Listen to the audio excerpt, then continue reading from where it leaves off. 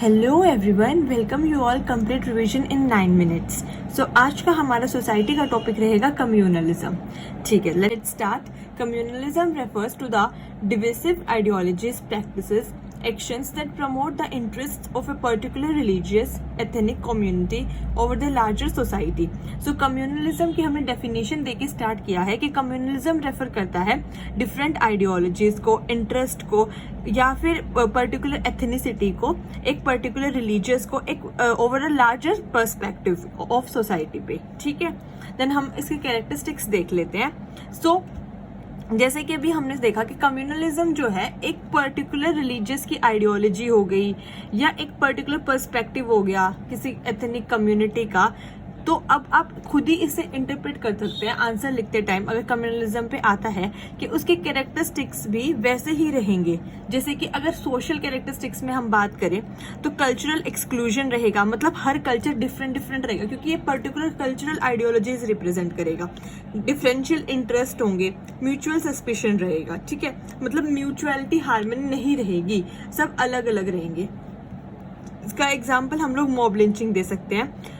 लेकिन अगर हम यही इंडिविजुअल लेवल पे देखें तो जो इंडिविजुअल होगा एक पर्टिकुलर कास्ट का, वो दूसरी कम्युनिटी या कास्ट के लिए इनटॉलरेंट रहेगा, डिस्क्रिमिनेटेड होगा या उसको फील होगा कि उसके साथ डिस्क्रिमिनेशन हो रहा है या फिर वायलेंस और हेट्रेड की तरफ जाएगा। देन उसके बाद हम देखते हैं कि कम्युनलिज्म की थोड़ी हिस्ट्री के बिफोर इंडिपेंडेंस क्या सिनेरियो था और अब क्या है।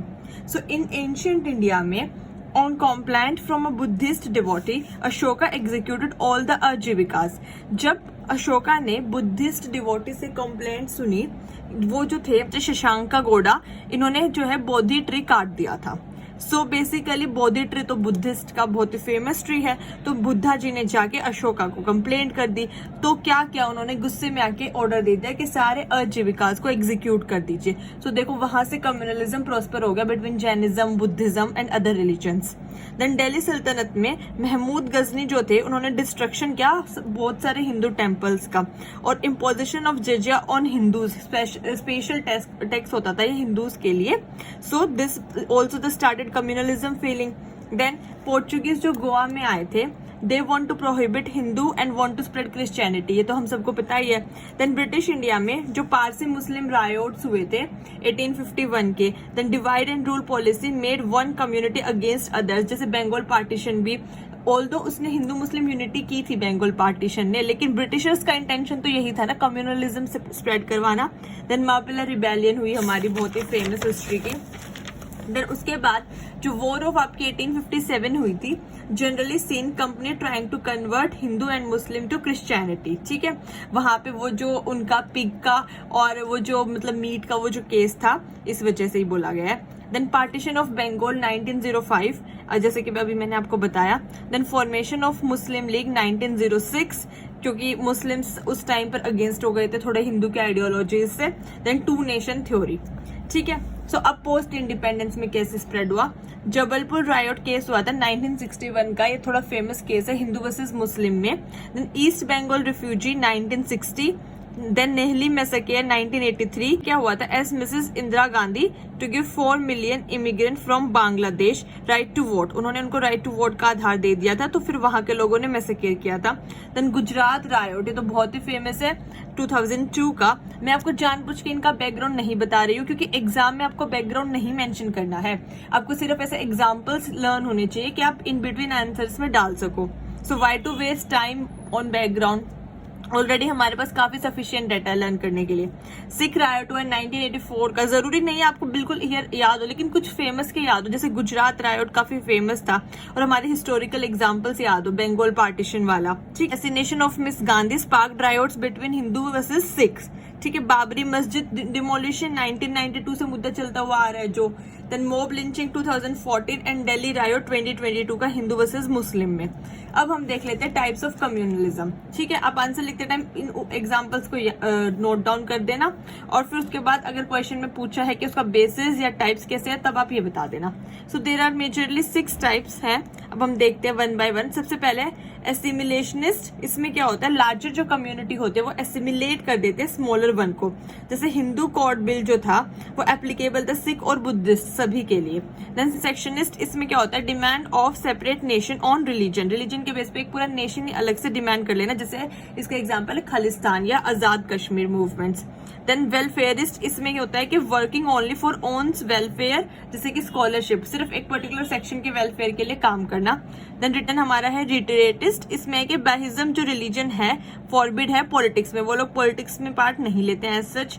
देन रिटेलिएटरी, इसमें है होस्टाइल इंटरेस्ट कम्युनिटी जो है वायलेंस करती है ज्यादा से ज्यादा। देन सेपरेटिस्ट, इसमें है कि demand of autonomy of on religion basis, जैसे कि एक स्टेट की या एक पर्टिकुलर एरिया की डिमांड कर लेना रिलीजन के बेस पे, इसका एग्जांपल है पंजाब। ठीक है, अब हम चलते हैं कॉन्सिक्वेंसेस ऑफ कम्युनलिज्म, इसके बाद इसका रिजल्ट क्या रहेगा। सो पॉलिटिकल कॉन्सिक्वेंस क्या होंगे, polarization means politics is polarized where electoral campaigns frequently see hate speech. So hate speeches होंगी, वोट बैंक पॉलिटिक्स होगा जिसमें रिजर्वेशन क्राइटेरिया रखेंगे, बोलेंगे आप हमें वोट दो, हम रिजर्वेशन को इस लिमिट तक लेके जाएंगे। सो बेसिकली वो लोग पॉलिटिक्स के नाम पे और रिलीजन कम्युनलिज्म के नाम पे वोट मांगेंगे। देन सोशल में है ये एक टर्म है गिटोइसेशन, इसका मतलब होता है communalism results in formation of urban enclaves with separated urban residential areas for different communities. इसमें जो अपनी अपनी कम्युनिटीज के हेड होते हैं वो अपनी अपनी कम्युनिटीज के लिए अर्बन एनक्लेव्स बना देते हैं जो कि आपस में सेपरेटेड रहेंगे। सो उसी को बोलते हैं अपनी ही कम्युनिटी का फायदा कर देना, अर्बन एनक्लेव्स बनाकर, गिटोइजेशन। ठीक है, देन म्यूचुअल हेट्रेड रहेगी फिर, क्योंकि कम्युनिटीज जब हार्मनी में ही नहीं रहेंगे तो उनमें हेट्रेड पैदा होगी। Then poverty progression means institutional discrimination against community reduces economic opportunity ले लेना, उनकी एजुकेशनल अपॉर्चुनिटी ले लेना, ये सब। मिलिटेंसी की फॉर्म ले लेंगे, ऑनर किलिंग होगी, इसका सबसे फेमस केस हुआ हादिया केस, सभी को बताइए, आप लोगों ने पॉलिटी में पढ़ा होगा, कोमल एंड नीरज का, दिस इज हादिया केस जिसमें ऑनर किलिंग हुई थी। देन इकोनॉमी में क्या फर्क पड़ेगा, लॉस ऑफ ह्यूमन कैपिटल होगा, इंटरनेशनल इमेज टार्निश हो जाएगी, इन्वेस्टर्स की जो सेंटिमेंट है वो हर्ट हो जाएंगे, अब उन्हें ट्रस्ट नहीं रहेगा।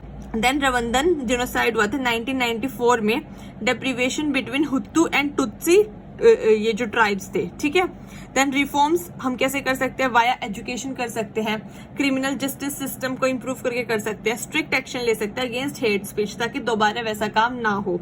ठीक है, कुछ गवर्नमेंट ने मेजर्स लिए हैं, जैसे कि नानावती मेहता कमीशन बना था जिसने इंक्वायर किया था गुजरात वायलेंस केस किया। देन सच्चर कमेटी मैंने आपको कल भी बताई थी, आप लोग कमेंट सेक्शन में बताइएगा सच्चर कमेटी और किस चीज के लिए रिस्पॉन्सिबल थी।